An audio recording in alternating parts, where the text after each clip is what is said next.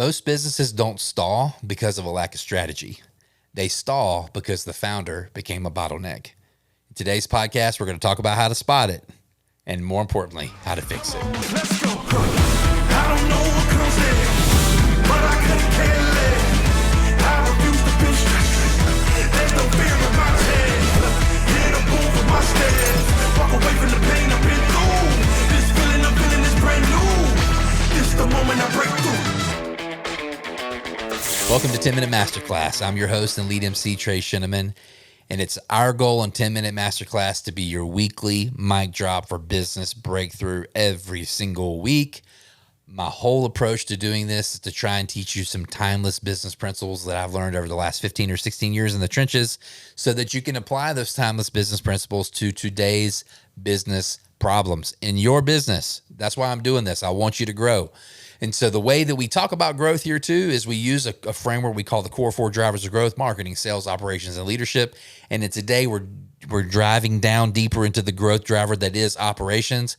And we're talking about bottlenecks. More importantly, founder-led bottlenecks. It's like a kind of a dolphin. Like you got a bottlenose dolphin, you got a bottleneck founder. I'm just kidding. I really think that founder-led bottlenecks are like the silent killer of scale. Because here's the hard truth. You're not going to be able to get to 2 million or 5 million or 10 million if you remain a founder-led business. Don't get me wrong. A lot of the clients we work with are founder-led businesses, but a lot of the clients we work with are sub $2 or $3 million, and they're trying to get to 5 or 10 or $15 million in revenue. And the whole thing we're teaching them how to do is how to productize the founder's thinking so that the founder no longer becomes a lid on the business, okay? It's going to be really hard. There's been very few businesses that have remained founder-led and gotten to 30, 40, 50, 60 million. And the cool thing for me is I've worked for a couple of them, and they are unicorns, okay? So the odds are that's not going to be you. So you need to figure out how to make sure you can scale past yourself being the bottleneck. So when you first start your business, you're the engine. You know, I get it. You're the driver. You got to do it all. The challenge is like if you remain the engine, though, you will eventually stall out. You will choke out. It won't work. So it's not about an effort issue either. It's not that you don't work hard enough or you're not talented enough. It's just more a concept of architecture here, and that certain businesses, most businesses for that fact, actually have to change their model in order to grow through different growth plateaus. It's kind of that old adage of what got you here won't get you there. Not only that, it also might be what's holding you back, meaning like continuing to want to do it that way will keep you here. Not only will it not get you there, it will keep you here. So the big idea for today is there are 4 bottlenecks that I see founders create, and I can speak very candidly about this because I've lived through most of them as a founder. I'm being a founder now for the 3rd time, so this is me talking to me just as much as it is me talking to you. Okay, so let's work through what these 4 bottlenecks are so you can spot them and you can stop them so that your business can grow. So number 1, first bottleneck is the decision bottleneck.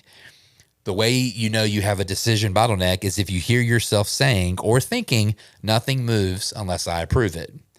Every decision routes through you. I mean, that is immediately going to kill the speed inside of your company.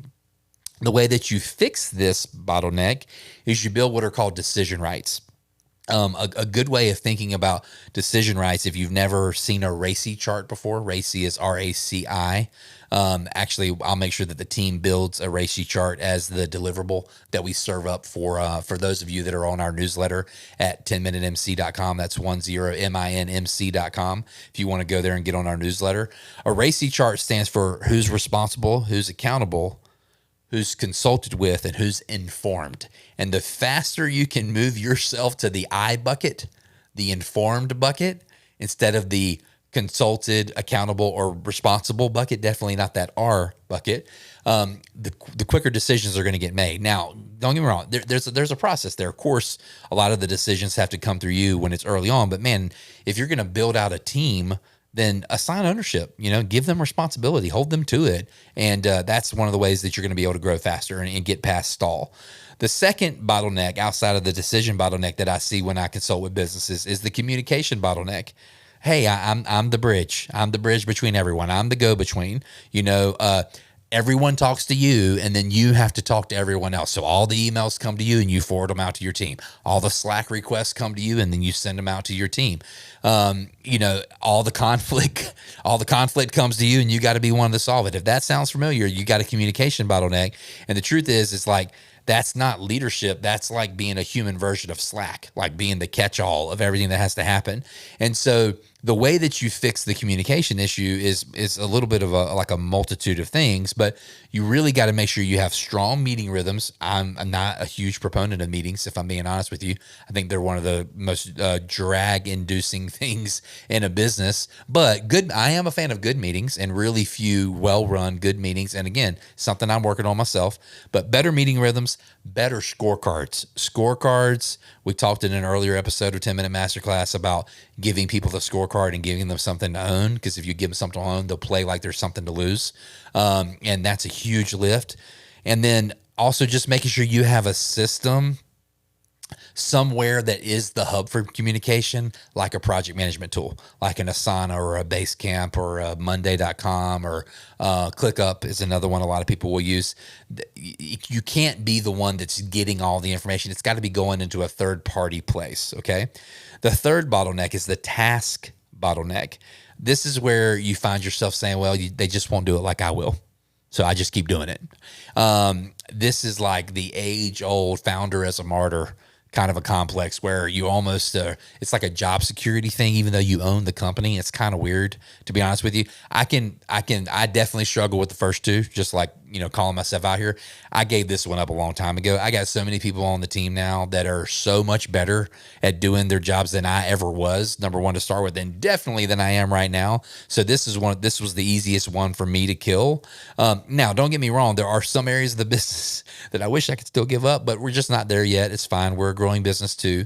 But it's like, hey, if you still got to run the ads, or you still got to write the copy, or you still got to call the customers, or you still got to do the sales presentations, or you got to go out and do the inspections, or whatever it is, if that's where you're at, you understand that you are going to become the biggest problem in the business. If that's where getting stuck is inevitable if that's the case. The way that I mentally broke this is, and this might sound aggressive, in some ways, I learned this from Dan Martell's book, Buy Back Your Time.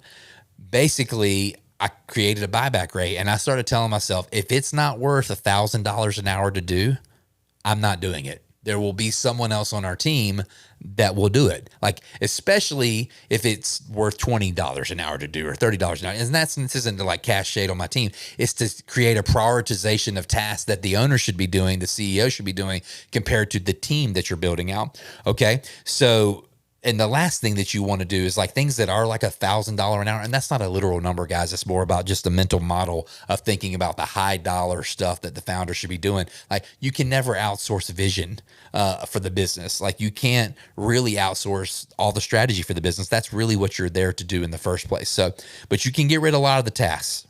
The fourth bottleneck would be the priority bottleneck. That's where you'll say things like, I'm the only one who knows what's important. Well, if your team can't prioritize without you, it's just because you simply never taught them how. Like, that's an issue with you. That's not an issue with them. So this one's pretty simple to fix. Just start pushing more decision-making to your team. Create situations where they can have non-fatal failure. Use things like OKRs or rocks to show them the way and give them priorities, and then let them run and see what happens.